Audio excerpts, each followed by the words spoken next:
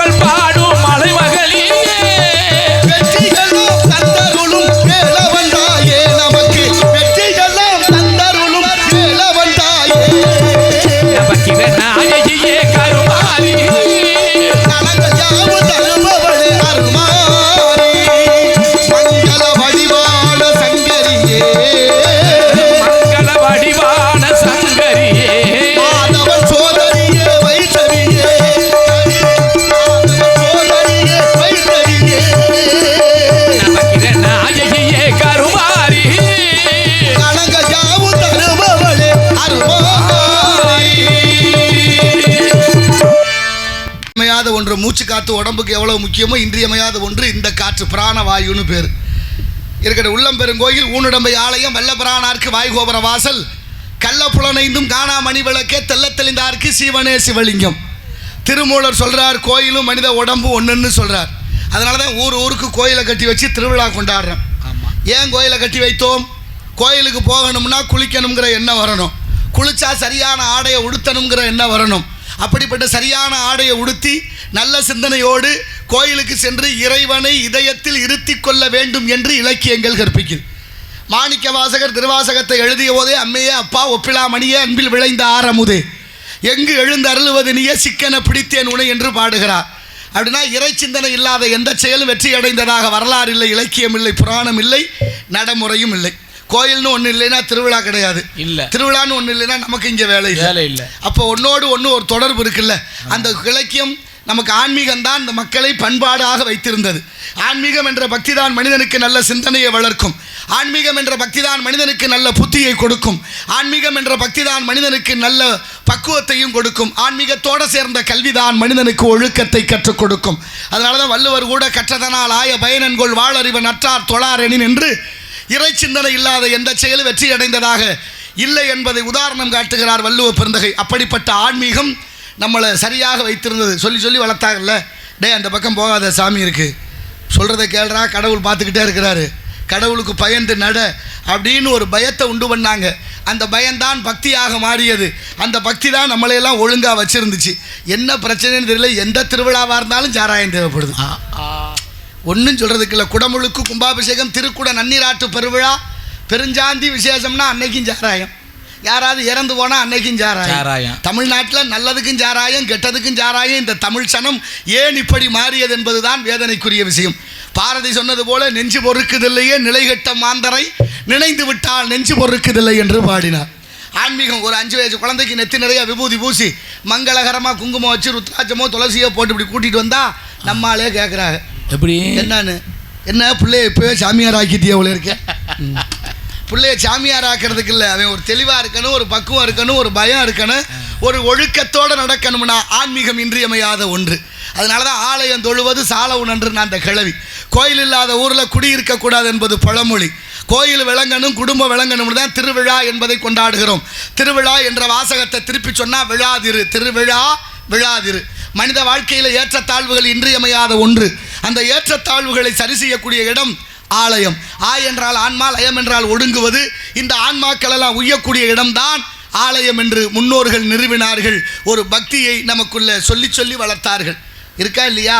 1008 கோயில் சிவன் கோயில், 108 கோயில் பெருமாள் கோயில், 1008 கோயில் சிவன் கோயிலில் 274 கோயில் தேவாரம் பாடல் பெற்ற தலங்கள். தேவாரம், திருவாசகம், திருமந்திரம், திருப்புகழ், திருவருட்பா, திருப்பாவை, திருவம்பாவை, திருக்குறள் என்ற இலக்கியங்கள் செறிவு விளந்த மொழி நமது நாடு, நமது மொழி, நமது தாய்மொழி தமிழ். அவ்வளவு பெரிய மகத்துவம் வாய்ந்த இந்த தமிழ் மக்கள், உலகத்துக்கே வீரமும் அறிவும் கடன் கொடுத்த இந்த ஞான சமூகம் எப்படி இருக்கு நீங்க பாருங்க. 1008 கோயிலில் ஒரு கோயில் ஆவடையார் கோயில், திருப்பரந்துரை என்று ஆத்மநாத சுவாமி. அங்கே லிங்கம் இல்லை, நவக்கிரகம் இல்லை, கொடிமரம் இல்லை, பலிபீடம் இல்லை, எதுவும் இல்லை. சோறு வடித்து ஆவியை படைக்கிறார்கள். ஆவி உடையார் ஆத்மநாத சுவாமி. அம்பாளுக்கு பெயர யோகா அம்பாள். கோயிலுக்கு முன்னால் வீதியில் நிற்கும் போதே சாமியை பார்க்கலாம். உள்ள நுழையிற போதே உடும்பும் குரங்கு சிற்பமாக இருக்கும். பார்த்துருக்கீங்களா? போனால் பாருங்க. உடும்பும் குரங்கு ஏன் வச்சாங்க? குரங்கு ஒரு கிழக்கு தாவு ஒரு இடத்துல இருக்காது. அதுபோல் மனம் ஒரு குரங்கு. கோயிலுக்கு வந்தால் குரங்கு போல மனதை அலைவாய விடக்கூடாது, உடும்பு போல பிடிச்சிக்கிறணும்னு உதாரணமாக 2 வச்சார்கள். ஆவடையார் கோயில் மிகப்பெரிய சிற்பக்கலை கூடம். ஆக மாணிக்க வாசகரால் கட்டப்பட்ட திருப்பரந்துரை, திருவாசகம் என்னும் தேன் பிறந்த ஊர் திருப்பரந்துரை. அப்படிப்பட்ட மகத்துவம் வாய்ந்த 1008 கோயில். பக்கத்தில் திருவாடானை, இந்த பக்கம் போனால் ஆதி ரத்தினேஸ்வரர், திரு ஆடு ஆணை, ஆட்டு தலையும் யானை உடலோடு வர்ண பகவானுடைய மகன் வாருணி அங்கே சாபத்தால் முக்தி அடைந்த தலம். இப்படி மகத்துவமான ஆலயங்கள் எல்லாம் நம்ம நாட்டில் இருக்குது. அதையெல்லாம் வழிபாடு செய்து, வழிபாடு என்பது ரொம்ப உறுதியாக இருக்கணும், உண்மையாக இருக்கணும், ரொம்ப ஆணித்தரமாக இருக்கணும். ஏனோ தானேன்னு இருந்தால் தான் கடவுள் வரமாட்டார். எப்போதுமே ஒரு பிடிப்பு இருக்கணுமா, அந்த பிடிப்பு இருக்கணும். எப்படி இருக்கணும்? ஒருத்தர் நடந்து போனார், பூசணிக்காய் கிடந்திருக்கு. பூசணிக்காய்? ஆமாம். பூசணிக்காய்னா என்ன பூசணிக்காய்?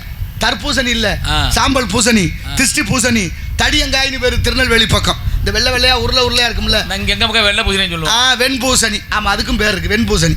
அந்த வெண்பூசணியை பார்த்தோன்னே அவனுக்கு ஆச்சரியமா போச்சு, என்ன இவ்வளோ பெரிய காய் அப்படின்னு உருட்டி பார்த்தா அது கொடியில் காய்ச்சிருக்கு. பூசணிக்காய் கொடியில் தானே காய்க்கும். ஆனால் அவளுக்கு ஏற்க முடியல, விரலுக்கு தகுந்த வீக்கா இருக்கணும்ல. கொடி சிறுசு, காய் பெருசா இருக்க, கொஞ்சம் கூட பொருத்தமே இல்லை. கடவுள் தான் படைச்சானா, கடவுளுக்கு அறிவில்லை, கடவுள் முட்டாள் அப்படின்னு முடிவு பண்ண. நாட்டில் கொல்லப்போயா கடவுளை முட்டாள்னு தான் சொல்கிறேன். அவங்களோட தான் நம்மளும் குடும்பம் பண்ணுறோம். ஆனாலும் சொல்லிட்டு பக்கத்தில் போய் ஒரு ஆலமரத்தில் படுத்தேன். மேலே பார்க்குறேன், ஆலம்பழம் ரொம்ப சிறுசா இருக்கு. ஆலம்பழம் சிறுசா தானே இருக்கு. ஆமாம். இப்போ முடிவு பண்ணிட்டா, இவ்வளோ பெரிய மரம், ஒரு சின்ன பழம், ஒரு சின்ன கொடி, பெரிய காய், கொஞ்சம் கூட பொருத்தமே இல்லை. கடவுளுக்கு அறிவில்லை, கடவுள் முட்டாள்னு முடிவு பண்ண. படுத்திருந்தேன், இந்த மாதிரி காற்று வந்தது, மரம் அசைந்தது, ஆலம்பழம் நழுவி ஒன்று நெத்தியில் விழுந்தது. அம்மானு எந்திரிச்சேன். ஆஹா, சின்ன பழம் விழுந்ததுக்கே இந்த வழி வலிக்குதே. ஒருவேளை நம்ம நினைச்ச மாதிரி பூஜனிக்காய் மேலே இருந்து விழுந்திருந்தா நம்ம நிலை என்ன ஆகுறது? செதர் தேங்காயா போயிருக்குமே. கடவுள் அறிவானவன், இறைவன் மிகப்பெரியவன், எல்லாத்தையும் சரியா வச்சிருக்கேன். மலை மலையாக, நதி நதியாக, ஆறு ஆறாக, கடல் கடலாக, வயல் வயலாக, அத்தனையும் ஒன்று போல படைத்தான் இறைவன். மனுஷ பேராசையில் அத்தனையும் தலைகளா போச்சென்றான். ஆக ஆன்மீகம் இன்றியமையாத ஒன்று. ஆகினாலே இந்த இறை சிந்தனை இருந்து விட்டால் எல்லா செயலும் வெற்றி அடையும் என்பதை உதாரணமாக பிள்ளைகளை வளர்க்கிற போதே காலையில் எந்திரிச்சு பல்லு விளக்கி இறைவனை திருநீர் இட்டு கொண்டு வா, நீர் இல்லா நெற்றி வாழ் அப்படின்னு நம்ம வச்சு காட்டணும். அப்பதான் பிள்ளைகளுக்கு தெரியும். நம்மளே வைக்கல, நீ வைக்கல, நான் வைக்கல சொல்லுவானா இல்லையா? திருமணிடுபவர்கள் திருமணிடனும், திருநீரிடுபவர்கள் திருநீரிட வேண்டும். அப்படிப்பட்ட திருநீரிட்டார் கெட்டார், சிவனை மறந்தார் வாழ்ந்தார் என்று பாடிய இந்த உலகத்தில் இடத்தின் சிறப்பை பார்க்கின்ற பொழுது என்றவை நாளைக்கு நல்லா இருக்கணும்ல, அது உண்டு. அப்ப கை தட்டணுமா வேண்டாமா? பெண்கள்லாம் கைகளுக்கு 9 ராத்திரி நவராத்திரி, ஐயாவுக்கு ஒரு ராத்திரி சிவராத்திரி. சிவராத்திரி அன்னைக்கு எப்படி இருக்கணும்? தூங்காமல் இருக்கணும். ஆமாம். சாப்பிடாமல் இருக்கணும். சிவபசனை பாடணும். ரொம்ப அழகாக அமைதியாக இருந்து சிவனை வேண்டி தவம் இருந்தது போல் இருக்கணும். சிவராத்திரி அன்னைக்கு தூங்காமல் இருக்கணும், பட்னியாக இருக்கணும். கோயம்புத்தூரில் மாதிரி குத்தாட்டம் போடக்கூடாது. புரியுதா இல்லையா? ஆனால் அம்பாளுக்கு 9 ராத்திரி நவராத்திரி. நவராத்திரியில் யாரும் பட்னியாக இருக்க வேண்டாம். தாய் யாரும் பிள்ளைகளை பட்னி போட மாட்டாள்ல. அப்பாவுக்கு தெரியாமல் அப்பா பிள்ளைக்கு 500 ரூபா கொடுத்தானா அம்மா தெரியாமல் ஒரு 100 ரூபா சேர்த்து வச்சு கொடுப்பா. அது கருணையே வடிவமானவன். கொண்டுக்கு போ, நேரம் வரும்போது பசிச்சா சாப்பிடுங்க, நல்லது கெட்டதை வாங்கி சாப்பிடுன்னு தாயாருக்கு உடைய மனசு இருக்கு பாருங்க. அதான் தாய்மைன்னு பேர்.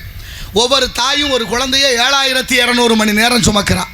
7200 மணி நேரம் கருவில் சுமந்து 10வது மாதம் தனஞ்செயன் என்ற வீக்கங்காற்றால் குழந்தை உந்தி தள்ளப்பட்டு வெளியில் வந்து ஈ கடிக்காமல், எறும்பு கடிக்காமல், வாயை கட்டி வயிற்ற கட்டி அந்த பிள்ளைய வளர்த்து அப்படி நடமாடுற வயசு ஒரு 5 வயசு வரும்போது கேட்டு பாருங்க, தம்பி யாரா தம்பி உன் பேர் என்ன அப்படின்னா பாலச்சந்திரன் மையங்கிறேன். பாலச்சந்திரனா சுமந்தாரு, அவங்க அம்மா சுமந்தா. சுமந்தது அவங்க அம்மா, பேர் அவங்க அப்பாவுக்கு. விட்டு கொடுக்குறாங்க, தியாகசீலங்கள். காரணம் எப்போதுமே கருணையே வடிவமானவர்கள் தாய்மார்கள். அதுக்கு தான் இந்த உதவி சொன்னாங்க, பெத்த மனம் வித்து அப்பா பிள்ளைய அடிச்சுட்டா தாய்க்கு பொறுக்காது. அம்மா அவருக்கு அதுல பங்கு இருக்கு. ஆனாலும் பிள்ளைய அடிக்க சம்மதிக்க மாட்டான். எதுக்கு அவனை அடிக்கிறீங்க? காலம் பூரா அவனே குறி வச்சுக்கிட்டு நீங்க எல்லாம் என்ன ஒழுங்காக இருந்திருப்பீங்க அந்த காலத்துல? என்ன உலகத்துல இல்லாத பிள்ளைய அந்த தப்பு பண்ணிவிட்டான் என் மையன், உடனே உங்களுக்கு அவனே நொட்டணும் அப்படின்னு கேட்பாளா இல்லையா? அப்படி கருணைய வடிவமானவர்கள் தாய்மார்கள். அதனாலதான் அம்பாளுக்கு ஒரு ராத்திரி 9 ராத்திரி நவராத்திரி, ஐயாவுக்கு ஒரு ராத்திரி சிவராத்திரி. ஆனா அந்த காலத்துல பிள்ளையெல்லாம் எழுப்புறது ஒரு கலையாவே இருந்தது. வீட்டில் பொழுது விடிஞ்சோடனே 4 மணி 5 மணிக்கு எந்திரிக்கிற பழக்கம் இருக்குது. 3 மணிக்கு எந்திரிச்சா ஞானிகளாம், 4 மணிக்கு எந்திரிச்சா யோகிகளாம், 5 மணிக்கு எந்திரிச்சா போகிகளாம், 6 மணிக்கு எந்திரிக்க வந்தால் மனுஷன், 7 மணிக்கு எந்திரிச்சா எருமையா. இப்போ அப்படி தான் எந்திரிக்காங்க. அது எப்போ எந்திரிக்கணும் நீங்கள் முடிவு பண்ணிக்கிங்க, நமக்கு தெரியாது. உதாரணம் இருக்குது, இதெல்லாம் தமிழர் பண்பாட்டில் இருக்குது. அதுக்காக சொல்கிறேன், பிள்ளைகளை எழுப்பும் போதே என் கண்ணு, என் ராஜா, என் தங்கம், என் வெள்ளி, என் வைரம், எந்திரிங்க பொழுது விடிஞ்சிருச்சு, பள்ளிக்கூடம் போகணும். வாத்தியார் உங்களை எதிர்பார்த்துக்கிட்டு இருப்பாரு. நீங்க பள்ளிக்கூடம் போகலைன்னா பள்ளிக்கூடமாவே இருக்காதாமா.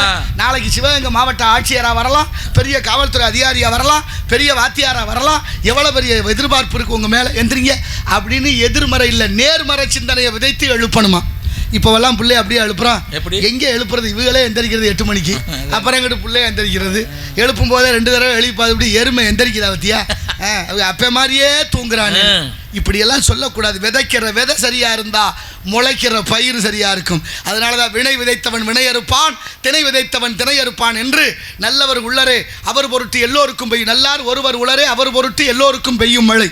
நாளைய சமுதாயமான பிள்ளைகளை நல்லதை சொல்லி நல்ல விதமாக வளர்த்து பண்பாடோடு வளர்க்க வேண்டும். அதுதான் கருவளே திரு என்பார்கள். அப்படி வளர்ப்பதற்கு தாயின் தந்தையும் முன்னுதாரணமாக இருக்க வேண்டும். ஆகையினால நாளைய தலைமுறையை பண்பட்டவர்களாக ஆக்க ஒன்று மட்டும் நல்லா தெரிஞ்சுங்க. நிலம், நீர், நெருப்பு, காற்று, ஆகாயம் என்ற பஞ்சபூதமும் நமக்கு உருவாக்கி இருக்கு என்பதை உணர்ந்து இந்த பஞ்சபூதமும் எது கொடுத்தாலும் திருப்பி நம்மகிட்ட கொடுக்கும். கடல்ல ஒரு பொருள் விழுந்தா 3 நாள்ல வெளியில வந்துடும். தெரியுமா உங்களுக்கு?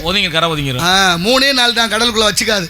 அதுபோல் இந்த பிரபஞ்சமும் நம்ம என்ன கொடுத்தாலும் திருப்பி நமக்கு கொடுக்கும்.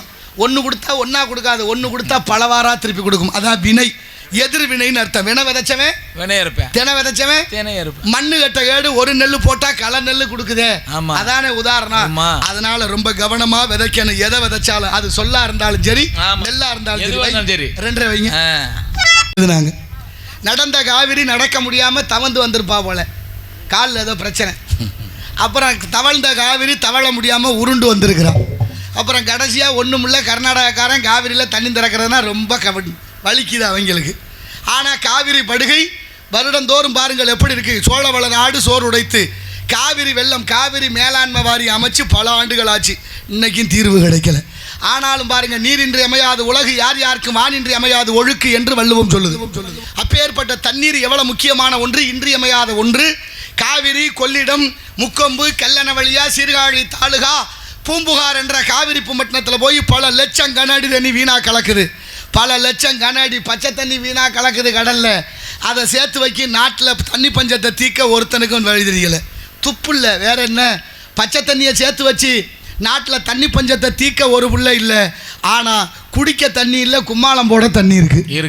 அதுக்கு என்ன சொல்கிறது? எங்கே போய் என்னத்தை சொல்கிறது? ராமநாதபுரம் மாவட்டம், விருதுநகர் மாவட்டம், அங்கிட்டு சிவகங்கை மாவட்டம், வருஷம் பூரா நாடு வறட்சி மாவட்டமாகவே அறிக்குது. ஏன் அறிவிக்கணும்? தண்ணி இல்லையா, மழை பெய்யலையா, என்ன இல்லை. ஆனால் எல்லா வளமும் இருந்தும் கையேந்தும் நிலை ஏன் என்பதை யாரும் சிந்திப்பதில்லை. அப்படிப்பட்ட இந்த நாட்டில் நீங்கள் பாருங்கள், ராமநாதபுரம் மாவட்டம் உங்கள் பக்கம், எங்கள் மாவட்டம், உங்கள் மாவட்டம் தானே. அங்கே ஒரு வண்டி கண்டுபிடிச்சிருக்காங்களாமே. என்ன வண்டி? தண்ணி தூக்குறதுக்கு. ஆமாம், 5 குடம் 6 குடம் 5 குடம் 6 குடம். இப்போலாம் ராமநாதபுரம் மாவட்டத்தில் கல்யாணம் பண்ணால் பொண்ணுக்கு சீருக்கு அந்த வண்டி வைக்கணுமா, இல்லைன்னா பொண்ணு எடுக்க மாட்டேங்கிறாங்களாம். தண்ணியில் வழியில் இல்லை, தண்ணி வேணுமில்ல. தண்ணி தங்கத்தை விட விலை உயர்ந்தது. ஆனாலும் மதிக்கிறோமா? ஆண்டு ஒன்றுக்கு 900-500 மில்லிமீட்டர் மழை பெய்யுது, வீணா போய் கடலில் கலக்குது. சேர்த்து வைக்க திட்டம் இல்லை. ஆனால் தஞ்சாவூர் மாவட்டம் பேராவூரணி தாலுகா நாடியன் கிராமத்தில் பிறந்த என்னுயிர் தம்பி, ஐயா அன்பு தம்பி, உலகத்துக்கே நீர் ஆதாரத்தை நீர் மேலாண்மை கையில் எடுத்த நிமல் ராகவன். மறக்க முடியுமா அந்த தம்பியை? கென்யாவில் போய் நீர் மேலாண்மை நிறுவிட்ட, இலங்கையில் போய், உங்கள் ராமநாதபுரம் மாவட்டத்தில் எத்தனை ஊரில், கமுதிலேருந்து சாயல்குடி போகிற அந்த கால்வாய், எத்தனை இடங்களிலே நீர் மேலாண்மையை நிறுவி எல்லா கம்மாயும் தூர்வாரி அங்கங்கே நீரை நிரப்பி கொண்டு வருகிறான் அன்பு தம்பி நிமல் ராகவன். வாழ்க பல்லாண்டு. ஆனால் நம்மெல்லாம் என்ன பண்ணிக்கிட்டு தர்றோம்? தண்ணியை சேர்த்து வைக்க திட்டம் இல்லை. நான் ஒன்றும் சொல்கிறதுக்கு இல்லை, நம்ம கண்ணத்துக்கு பெரிய இடத்துக்கு சொல்லுங்க. அரமணை கோழி முட்டை அம்மிக்கெல்லாம் உடைக்கும், நம்ம தலை தாங்குமான்னு தெரியல உலகம் போகிற போக்கு. ஆனாலும் உலக நாடுகள் எல்லாம், நீங்கள் 2 உலக போர் முடிஞ்சிருச்சு, படித்தோம்ல பாடப்புத்தகத்தில். 1ஆம் உலக போர், 2வது உலக போர்னு, 3வது உலக போர் நடக்க போகுதுன்னு சொல்லிக்கிட்டே இருக்கிறாங்க விஞ்ஞானிகள்லாம், எச்சரிக்கை விடுக்கிறார்கள். 3வது உலக போர் எதுக்காக? உலக அரசியல் பேசுவோம் நம்ம. காலையில் பாருங்கள் தேநீர் கடையில் உட்காந்துக்கிட்டு சவிடால. ஆனால் 3வது உலக போர் எதுக்கு தொடங்கும் சொல்லுங்க பார்ப்போம், யாராவது ஒருத்தர். 3வது உலக போர் எதுக்காக தொடங்கும் என்றார்கள்? எல்லாரும் விவரமானவங்க தான் சொல்லுங்கள். நீருக்கும் சோறுக்கும் தொடங்கும்னாங்க. நீருக்கும் சோறுக்கும், தண்ணிக்காக சண்டை வரும்னாங்க. உலக போர் நடக்கும்னாங்க. நடந்துக்கிட்டு இருக்கு. எங்கேன்னு தெரியுமா? ஆப்பிரிக்கா நாடான ஆப்பிரிக்காவில் ஒரு மாநிலத்தில் தண்ணீருக்கு சண்டை போட்டு நேற்று வரைக்கும் 185 பேரை சுட்டு கொண்டுட்டான். சுட்டு கொள்றான் தண்ணியை எடுக்காதேன்னு. தண்ணீருக்காக தொடங்கிருச்சு போர். நாளைக்கு நமக்கு வராதுன்னு என்ன நிச்சயம்? எதை பற்றியும் கவலையாக இருக்குது நமக்கு. ஆனாலும் கவலை இல்லை. என்ன சொல்லி கொடுக்குறோம், என்ன வளர்க்குறோம். ஆனாலும் பாருங்கள், பிள்ளைய கையில் அப்படி கிச்சு கிச்சு முட்டுவோம்மா, தயிர் கடை, மோர் கடை, பருப்பு கடைன்னு கடைஞ்சி அம்மாவை கொடு, அக்காவை கொடு, தாத்தாவை கொடு, பாட்டியை கொடு, நம்ம வீட்டு நாய்க்குட்டி கொடு, எத்த வீட்டு மாமாவை கொடு, பக்கத்து வீட்டுக்கு கொடு அப்படின்னு பகுத்து உண்ணக்கூடிய சொல்லி கொடுத்து வளர்த்த சமூகம் இந்த சமூகம். இருக்கா இல்லையா? பகுத்துண்டு பள்ளியூர் ஓம்புதல் நூலோர் தொகுத்தவற்றுள் எல்லாம் தலை என்று சொல்லிட்டு சாப்பிட்டோம் பள்ளிக்கூடத்தில். இன்றைக்கி படிக்கிறோமா? ஏன் பள்ளிக்கூடத்தில் அதை இருந்து தூக்குனாங்க? ஏன் தூக்குனாங்கன்னு நீங்களும் கேட்கல, ஏன் தூக்குனாங்கன்னு அவங்களும் சொல்லலை. எப்படி போயிடுச்சு? ஆசிரியர்களுக்கு மாணவர்களுக்கு இருந்த ஒற்றுமை விரிசல் அடைஞ்சு போயிடுச்சு. என்னெல்லாம் எங்கள் ஐயா எங்கள் அப்பா வாத்தியார் கொண்டு விடும்போது பள்ளிக்கூடத்தில், ஐயா அந்த பையன் சொல்லி பேச்சு கேட்க மாட்டேங்கிறேன், கண்ணை மட்டும் விட்டுருங்க, மற்றெல்லாம் உரிச்சு எடுத்துருங்கன்னு அப்படித்தானே விட்டாங்க. அம்மா வாத்தியார் எவ்வளோ அடி அடிச்சிருப்பாரு நம்மளை எல்லாம். இந்த கையில் இந்த பக்கம் அடி குண்டியில் அடி வெளுத்து வாங்கிடுவாங்க வாத்தியாரு. ஆனால் நம்மெல்லாம் வருத்தப்பட்டோமா? அதுக்காக பள்ளிக்கூடம் போகாமல் இருந்தோமா? வாத்தியாருக்கு நம்மளை அடிக்க நம்மெல்லாம் காவல்துறையில் புகார் பண்ணியிருந்தா எந்த வாத்தியாராவது நடமாட முடியுமா? ஒருவேளை வாத்தியாருக்கு அடிக்காம விட்டுருந்தா நம்ம இந்த இடத்துக்காவது வந்திருப்போமா? அதான் பார்க்கணும்ல, நினைச்சு பார்க்கணும்ல. வாழ்க்கை எப்படி ஆனது? வாத்தியார் கையில் இந்த ஆசிரியர்கள்னு பேர், ஆசிரியர் பெருந்தகை, எழுத்தறிவித்தவன் இறைவன் ஆகும். இன்னைக்கெல்லாம் அப்படியா இருக்கு? வாத்தியார்கள்கிட்ட போய் மாணவர்கள் நின்றுக்கிட்டு படிக்கலாம், உட்காந்துக்கிட்டு படிக்கலாம், படுத்துக்கிட்டும் படிக்கலாம், படிக்காமையும் இருக்கலாம், வாத்தியார் மண்டையை கூட உடைக்கலாம். இப்படி ஆகிப்போச்ச காலம். என்ன செய்யறது? ஒரு வாத்தியார் படிச்சுட்டு வேலை இல்லாமல் இருந்திருக்கிறாரு. வேலை இல்லாமல் இருந்தால் வீட்டுக்காரம்மாவுக்கு கோவம் வந்துருச்சு. என்னையா படிச்சா வாத்தியார் வேலைக்கு படிச்சு வேலைக்கே போகாமல் இருக்கிற, வேற ஏதாவது வேலையாவது பார்க்கலாம், சோறு சாப்பிட்றதா வேண்டாமா அப்படின்னு வருத்தப்பட்டா. கோவிச்சுக்கிட்டு கிளம்பிட்டார் ஏதாவது ஒரு வேலையை பார்ப்போம்னு. ஒரு சாலை ஓரத்தில் ஒரு மாடு கட்டி கிடக்கு. மாட்டுக்கு பக்கத்தில் ஒரு விளம்பர பதாக இருக்கு. மாட்டை சிரிக்க வைக்கணும், அழுக வைக்கணும், அத்துக்கிட்டு ஓட வைக்கணும். 1,00,000 ரூபா பரிசு. அப்புறம் எப்படி மாட்டை எப்படி சிரிக்க வைக்கிறது? வாத்தியார் பார்த்தாரு, எப்படியாவது இந்த போட்டியில் கலந்து 1,00,000 ரூபா வாங்கிடுவோன்னு முடிவு பண்ணி போட்டியில் கலந்துக்கிட்டாரு. வெற்றி பெற்றாரு. 1,00,000 ரூபா பரிசு வாங்கிட்டு வீட்டுக்கு போனாரு. அந்த அம்மாவுக்கு சந்தேகம் வந்துருச்சு. ஒத்த ரூபாய்க்கு புண்ணியம் இல்லாமல் வீட்டில் இருந்து திடீர்னு 1,00,000 ரூபாய் வந்தா என்ன சந்தேகம் வரணும்ல? திடீர் இப்போ அந்த அம்மா கேட்டா, எப்படியா 1,00,000 ரூபா வாங்கினேன்? இல்லை, ஒரு போட்டி மாட்டுக்கு அறிவிச்சிருந்தாங்க, மாட்டை சிரிக்க வைக்கணும், அழுக வைக்கணும், அத்துக்கிட்டு ஓட வைக்கணும், அதனால அதில் கலந்துக்கிட்டேன், வெற்றி பெற்றேன், 1,00,000 ரூபா பரிசு. அப்படியா? மாடு சிரிக்கிற அளவுக்கு நீ என்னையா சொன்னான்னு கேட்டா. அவர் சொன்னார், நான் மெதுவாக மாட்டு பக்கத்தில் உட்காந்து, என்னை தெரியுதா நான் தான் வாத்தியாருன்னு கேட்டேன். அது நக்கலா சிரிக்குது, நீ எல்லாம் வாத்தியாரான்னு.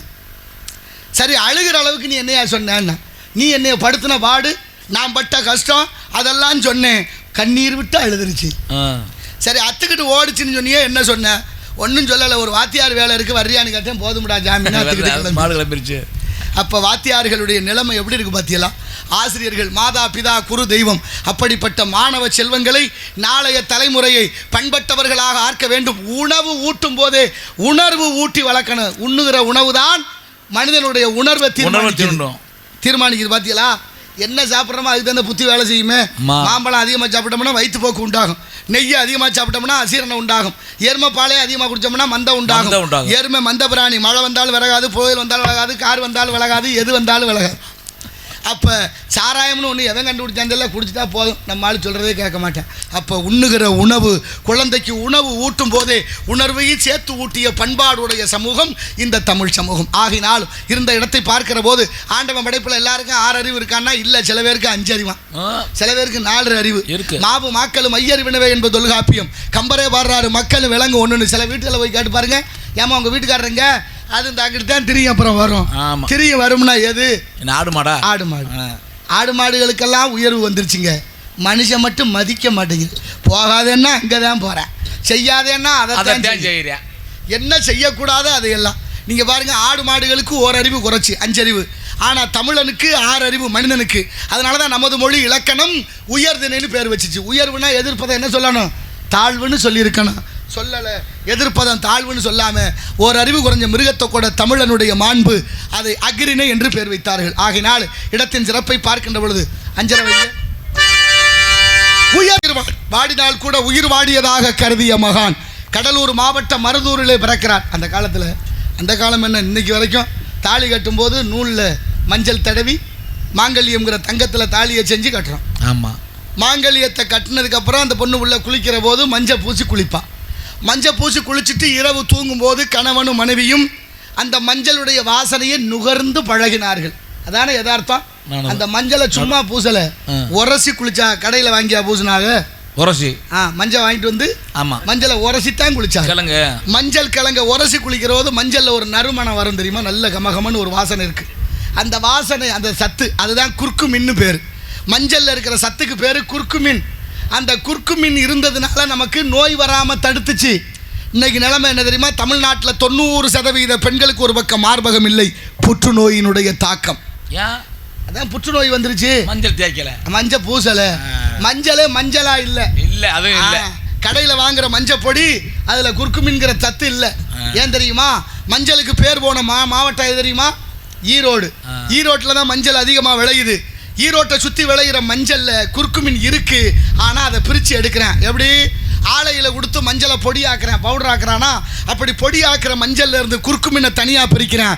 2 மில்லி குறுக்குமீனை பல கோடி ரூபாய்க்கு அயல் நாட்டுக்கு விற்பனை ஆகுது.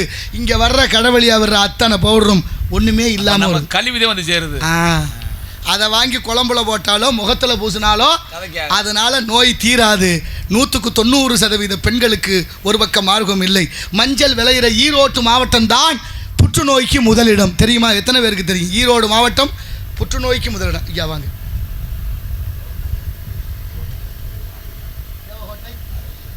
காது குத்து, காதணி விழா, எந்த விசேஷத்துக்கு போனாலும் நல்ல விஷயத்துக்கு மொய் எழுதும் போது 101, 201, 501 அப்படித்தானே எழுதணும். அப்படி எழுதுனது ஏன் எழுதணும்னு யாருக்காவது தெரியுமா? இன்றைக்கெல்லாம் கல்யாணக்கார வீடு, காது குத்துக்கார வீட்டுக்கு போனால் 500 ரூபா 1000 ரூபாய் கொடுத்துட்டு பைக்கில் கையை விட்டு பார்த்து ஒத்த ரூபாய் இல்லைன்னா எழுதிக்கிட்டு வந்துடுறான். அவங்களும் மொட்டையாக எழுதுறாங்க. அப்படி எழுதக்கூடாது. ஏன்? நல்ல நிகழ்வுகள் தொடர்ந்து நடக்கணுங்கிற நல்ல எண்ணத்தோட 1 ரூபா கூட்டி எழுதுனா அது தொடக்கத்தின் அறிகுறி. 200 தொடுமா, அடுத்து 1 ரூபாய் சேர்த்தா 300 தொடணும். நல்ல நிகழ்வுகள் தொடங்கணும்னு எழுதணும். கெட்ட விழாக்கள் வேண்டாம். இனிமே ஒரு அமங்கலமான ஒருத்தர் இறப்பு வீடுகளுக்கோ இனிமே இது மாதிரி நடக்கக்கூடாதுன்னு மனதில் வேண்டிக்கிட்டு எழுதுறதான். அப்போ இத்தனை பண்பாடுடைய இந்த தமிழ் சமூகம் எப்படி இருக்கணும்? அப்படி மஞ்சளுக்கு பேர் போன மாவட்டம் ஈரோடு, புற்றுநோய்க்கு முதலிடம். இத்தனையும் இருக்குது. நிறைய விஷயங்கள் சொல்லிக்கொண்டே இருக்கலாம். இருந்தாலும் வேள்விமலை சாரல் இந்த இடத்துல நஞ்சையும் இருக்குது, புஞ்சையும் இருக்குது. ஆகையினால அண்ணனுடைய வீக திருமணம் எல்லா கல்யாணத்துக்கு போனால் என்ன பண்ணுவோம்? நம்ம மணமக்களை வாழ்த்திட்டு வருவோம். ஆமாம், அச்சதை போட்டு. அச்சதைனா என்ன தெரியுமா? சதைனா குத்துவது, அச்சதைனா குத்தப்படாதது. நெல்லை ஊற வச்சு உரிச்சி எடுத்து அதில் மஞ்சள் தடவி அதில் மலர் சேர்த்து தூவுறதுக்கு பேர் தான் அச்சதை. இன்னைக்கு அது முடியுமா? எங்கே நடக்க போகுது? எங்கே உட்காந்து உரிக்கிறது? நெல்லா இல்லையே. ஆமாம், நம்மக்கிட்ட இருந்த வித நெல் பூரா இன்னொருத்தண்ட போயிடுச்சு. அதை பற்றி யாருக்காவது கவலை? யார் கேட்குறா? சரி, அதை விடுங்க. அப்படி அச்சதையை தூரம் கல்யாண மண்டபத்தில் தான் இப்போ திருமணம் எல்லாம் நடக்குது. ஆமாம், அந்த அச்சதையை கையில் வாங்கி வச்சுட்டு இந்த கடைசியில் நின்றுட்டு அங்கே வீசினா போய் மாப்பிள்ளை தலையில் விழுகுமா, முன்ன தலையில் விழுகுமா, முன்னால் நிற்கிற எல்லார் தலையிலையும் கொட்டுரும். எப்படி மாறி போச்சு பத்தியலா? அவளை அழகான பண்பாடுடைய இந்த தமிழ் சமூகம் மேலை நாட்டு கலாச்சாரம். கல்யாணம் பண்ணும்போதே பொம்பளை பிள்ளை முன்னாலே பேசிடுது. கல்யாணம் பண்ண அடுத்த நாள் உங்கள் அப்பா அம்மா விட்டுட்டு என் கூட வந்துடணும். உங்கள் அப்பா அம்மா எங்கள் வீட்டு பக்கம், நம்ம வீட்டு பக்கம் தலை வச்சே படுக்கப்படாது. தனி கொடுத்து போயிடுறேன். நான் எங்கே வேணாலும் போவேன், என்ன வேணாலும் பண்ணுவேன். நீ என்னன்னு கேட்கப்படாது. நீ சமையல் பண்ணி சோறாக்கி அம்பிட்டு நீ தான் வைக்கணும். நான் ஒன்று என்னன்னு கேட்க மாட்டேன். நீ என்ன எப்படி பாருங்க, ஒப்பந்தம் எப்படி இருக்கு பாருங்களேன். போடுறாங்களா இல்லையா? மேலை நாட்டு கலாச்சாரத்தை கொண்டு வந்து தமிழ்நாட்டு கலாச்சாரம் சீரழியுது. என்ன சொல்றது கேட்டால் லிவிங் டுகெதருங்கிறாங்க. என்கிட்ட என்னையா கொடுமை இதெல்லாம். அதுலேயும் வயசான தாத்தா பாட்டி வீட்டில் இருக்கவே கூடாதுன்னு ஒரு சமூகம். ஆமாம், புள்ள தொட்டிலில் அழுதுச்சுன்னா பாட்டி சொல்லிடுவா, புள்ள அழுகிறான் பசிக்குது பாலை கொடு, புள்ள அழுகிறான் ஏதோ வயிற்ற வலிக்குது வெளியிருக்க வை, புள்ள அழுகிறான் ஏதோ எறும்பு கடிச்சிருச்சு எடுத்து பாரு அப்படிங்கிற உணர்வு தெரிஞ்சது. தொப்புள் கொடி பந்தம் உறவு இருக்குல்ல, அது இல்லை. இன்னைக்கெல்லாம் பேர பிள்ளைகளை கூப்பிட்டு பெரிய மனுஷக்க இப்படி தண்ணி தாடான்னா ஊருக்கே வருது. உனக்குன்னு வரலையான்னு கேட்குறேன்.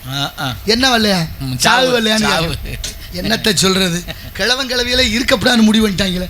அப்படி போயிடுச்சு இந்த சமூகம். எவ்வளோ உயர்ந்த சமூகம், எவ்வளோ உயர்வான. இன்னைக்கு தெரியுமா உங்களுக்கு? குடும்ப கட்டுப்பாடு மையம் வந்து எத்தனை வருஷம் ஆச்சு? ஒரு 25-30 வருஷம் இருக்குமா? இருக்கு. அதுக்கிடையில் இன்னைக்கு தெரியுமா குழந்தை பிறப்பு சதவீதம் குறைஞ்சி வச்சு தமிழ்நாட்டில். குடும்ப கட்டுப்பாடு மையம் இந்தியாவுக்கே வந்துச்சு. எல்லா மாநிலமும் அதை கடைப்பிடிக்கல, தமிழ்நாடு சரியாக கடைப்பிடிச்சிச்சு. சரி, குடும்ப கட்டுப்பாடு மையம் எது கொண்டு வந்தா? ஜனத்தொகையை குறைக்க. ஜனத்தொகை குறைஞ்சிருக்கா? இன்னைக்கு 142 கோடி இந்தியா ஜனத்தொகை. எங்கே குறைஞ்சிருக்கு? தமிழ்நாட்டில் குறைஞ்சிருக்கு. கொரோனாவுக்கு பிறகு ஒவ்வொரு ஆண்டும் லட்ச குழந்தைகள் பிறப்பதில் தடை ஏற்படுது. 100க்கு கல்யாணம் பண்ணோம்னா 99 பேருக்கு குழந்தை பிறக்கலை. 1% தான் குழந்தை ஒழுங்காக பிறக்குது. 100க்கு 99% குழந்தை இல்லாதனுடைய விளைவு வீதிக்கு வீதி மருத்துவமனை, டெஸ்டியூ பேபி ஆங்கிலத்தில் சோதனை கருத்தரிப்பு மையம். பணத்தை கட்டு புள்ள நாங்கள் கொடுக்குறோம், இங்கே பிள்ளையா இருக்குமா? அப்படி செல்வ வளம் மக்கள் வளம் குறைஞ்சிச்சுன்னா நமக்கு வர வேண்டிய சலுகைகளை குறைக்கிறேன். உங்களுக்கு தெரியுமா? அதெல்லாம் யாருக்கு தெரியும்? யார் சொல்லுவா? நமக்கு தேவையில்லை. பெரிய இடத்து புல்லா சொல்லுங்க. அரமணை கோழி முட்டை அம்மிக்கல்ல உடைக்கும் நாடு தமிழ்நாடு. நாமெல்லாம் தமிழர்கள். யாமறிந்த மொழிகளிலே தமிழ் மொழி போல் இனிதாவது எங்கும் காணோம் என்றார் எட்டயபுரத்தும் உண்டாசிக்கவிஞன் மீசைக்கவிஞன் பாரதி. யாதும் ஊரே யாவருங்களில் தீதும் நன்றும் பிறதர வாரா என்றார் கணியன் பூங்குண்டனார். பாரதிக்கு 11 மொழிகள் தெரியும். 11 மொழிகள் படித்த பாட்டுக்கொரு புலவன் எட்டயபுரத்தும் உண்டாசிக்கவிஞன் பாரதி சொல்கிறான், யாமறிந்த மொழிகளிலே தமிழ் மொழி போல் இனிதாவது எங்கும் காணோம். அடுத்த வார்த்தை சொன்னார், செப்பு மொழி 18 உடையால் எனினும் சிந்தனை ஒன்று உடையால். தேவைப்பட்டால் எது வேணாலும் படிக்கலாம், அது வாழ்வதற்கு. ஆனால் நம் இனம் வாழ நம் தாய்மொழி தமிழ் மீது பற்று இருக்கணும்ல. இருக்கா? யார் வீட்டுல தமிழ்ல பேர் இருக்கு?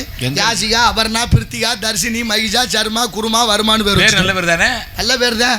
யாசிகானா என்ன அர்த்தம் தெரியுமா? யாசிகானா பிச்சைக்காரி, யாசகம்னா பிச்சை, யாசிகானா பிச்சைக்காரி. தர்ஷினினா அமாவாசை, மகிஷான்னா எரும மாடு, அபர்ணான்னா அம்மனமானவள். நான் கேட்கிறேன், வடநாட்டு சுதந்திர போராட்ட வீரர்கள் பேரெல்லாம் நீங்க வச்சிருக்கிறீங்களே, எவனாவது ஒருத்தன் வடநாட்டில் உங்கள் சுதந்திர போராட்ட வீரர்கள் நம்ம நாட்டில் எத்தனை பேர்? கக்கன், காமராசர், வ.உ.சி., கப்பலோட்டிய தமிழன், பாரதி, எத்தனையோ மகான்கள் இருந்திருக்கிறார்கள் நம்ம நாட்டில். யார் பேரையாவது அவன் வச்சானா? எங்கே வச்சிருக்காங்க? வைக்கல. இல்லை. நீங்கள் ஏன் இந்த லட்சணத்தில் நம்ம மாறணும்? அத்தனையும் விபரீதமாக போய் முடிகிறது. வடநாட்டுக்காரன் இங்கே வந்தால் நம்மளை பார்த்து அண்ணா வணக்கம்ங்கிறேன், நம்மால் அவனை பார்த்து வாங்க ஜிங்கிறேன். கடுப்பு வருமா வராத? என்னத்தை சொல்றது? உலக நாடுகள் எல்லாம் தமிழை கொண்டாடுது. நம்ம நாட்டில் தான் காத்துக்கு 4500 கோடி ஒதுக்கியிருக்காங்க. காத்துக்கு? ஆமா. இந்தியா பட்ட கடன் 199 லட்சம் கோடி, தமிழ்நாடு 10 லட்சம் கோடி. இவ்வளவு காத்து வீசுது, இங்க காத்துக்கு பணம் ஒதுக்கியிருக்காங்க. எதுக்குன்னு தெரியல, இங்க இருக்குன்னு தெரியும். சரி விடுங்க, நமக்கு தேவையில்லை, பெரிய இடத்து போலாம். அப்படி இந்த உலக நாடுகள்லாம் கொண்டாடும் மொழி தமிழ் மொழி. அமெரிக்காவில் தமிழ் இருக்கு, ஜப்பான் பல்கலைக்கழகத்தில் தமிழ் இருக்கு, லண்டன் மாநகரத்தில் பசுமாடு அம்மானு கத்துது. லண்டன்ல அம்மானு கத்தலாமா? மாடு அம்மான் தான் கத்து. அம்மான் தான் கத்து. லண்டன் மாடு கத்தலாமா? லண்டன் மாடு அது எப்படி கத்தக்கூடாது? லண்டன் மாடுன்னா மம்மின்னு கத்திருக்கணும், இல்லைன்னா மதர்ன்னு கத்திருக்கணும். ஏன்னா அம்மானு கத்தி பிடிச்சி. ஏன்னா லண்டன் மாட்டுக்கு தெரிஞ்சிருக்கு தமிழ் மொழியோட சிறப்பு. ஆனால் தமிழோட பெருமையை யார் அறியணும்? நீர் அறியும், நெருப்பறியும், மூதூர் அறியும்னா. தண்ணிக்கு தெரியுது தமிழோட பெருமை, அதான் அனல்வாதம் புனல்வாதம். நெருப்புக்கு தெரியுது தமிழோட பெருமை, ஆனால் தமிழனுக்கு தமிழன் பெருமை தெரியவில்லை என்பதுதான் வேதனையான விஷயம். சைனாவில் இன்னைக்கு தமிழுக்கு முக்கியத்துவம் கொடுத்து தமிழில் பேர் வைக்கிறார்கள், தமிழில் பள்ளிக்கூடம் நடத்துகிறார்கள். அதிகாரிகள் போய் கேட்குறாங்க, ஏயா தமிழுக்கு இவ்வளோ முக்கியத்துவம்னு. அதுக்கு சீன அதிகாரிகள் சொல்கிறாங்க, இந்த உலகத்தில் 6 மொழி செம்மொழி. ஒன்று என்ன தெரியுமா? கிரேக்கம், லத்தீன், ஈப்ரோ, சமஸ்கிருதம், சீனம், தமிழ். 6 மொழி. 6 மொழியில் 4 உலக வழக்கு அழிந்து சிதைஞ்சு போச்சு. என்னென்ன? கிரேக்கம், லத்தீன், ஈப்ரோ, சமஸ்கிருதம். இது 4 உலக வழக்கு அழிந்து சிதைஞ்சு போச்சு. மிச்சம் இருப்பது 2. ஒன்று சீனம், இன்னொன்று தமிழ். சரி, சீன மொழி இருக்கு, அப்புறம் ஏன் தமிழுக்கு முக்கியத்துவம்? அப்போ சொல்றாங்க சீன அதிகாரிகள், ஏன்னா ஒரு நாள் இல்லை ஒரு நாள் சீன மொழியும் அழியுமாம். ஆனால் உலகத்தில் நிரந்தரமான மொழின்னு ஒன்று இருக்குது, அதுதான் தமிழ் மொழி. அந்த நிரந்தரமான மொழி தமிழை நாங்கள் கற்றுக்கொண்டால் அதை வைத்து நாங்கள் வாழலாம் என்று தமிழை படிக்கிறேன். வலைதளத்தை தட்டி பாருங்க, ஒரு பொண்ணு பேசுவா, நான் சீனாவிலேருந்து பூங்கோதை பேசுகிறேன்னு. சீனாவிலேருந்து பூங்கோதை? ஆமாங்க, பூங்கோதைன்னு பேர் வச்சுட்டாங்க அவங்க. நம்ம என்ன பண்ணிக்கிட்டு தர்றோம்? நான் ஒன்றும் சொல்லலை. சரி விடுங்க, நமக்கு இடத்துக்கு பெரிய இடத்து பொல்லாப்பு. ஆகினால வருகிறான் காவலை சந்திக்க வேண்டும். அகர முதல எழுத்தலாம். ஆனாங்கிறது ஒரு எழுத்தா 2 எழுத்தானே? ஆனாங்க ஒரு எழுத்து. ஒரு எழுத்து. ஆனால் அதுக்குள்ள 3 எழுத்து இருக்கு. எப்படி? ஆமாம், அகர உகர மகரம். ஆ ஊ மா. ஆனாவை தூக்கி அந்த கடத்தில் விட்டுனா ஊ மா ஆ உமா. நீங்க ஆனாவை பாருங்க, மேல வரும்போதே ஆனா தெரியுதா? ஆமா. அடுத்து ஊனா இருக்கா? ஊனா மாதிரி ஊனா இருக்குல்ல, நல்லா தெரியும் வருது. ஆனா கடைசியா மானா இருக்கு. மானா கொஞ்சம் தலைகளா இருக்கும். மானா ஏன் தலைகளா இருக்கு? மானான்னா மண்டக்கருவம். மண்டக்கருவம் முடிச்சவன் பூரா தலைகளா இருக்கான். ஆனா இருந்தாலும் பெண்ணா இருந்தாலும் புரிஞ்சுக்கிறேன்னு. ஆணவம் ஒரு நாள் அழியும், தன்னை விட ஆளே இல்லைங்கிற எண்ணமும் இருக்கக்கூடாது. அடுத்தவரை பழி வாங்கும் உணர்ச்சியும் இருந்தால் அது எவ்வளவு பெரிய விபரீதத்தை உண்டாக்கும் என்பதை நிதர்சனமாக கண்கூடாக நாம் எல்லாம் அனுபவிக்கலாம். வருகிறார் காவலர், அவரை சந்திப்போம். பிறகு நமது கழகத்தை பற்றி சிந்திப்போம். நாராயண நமக.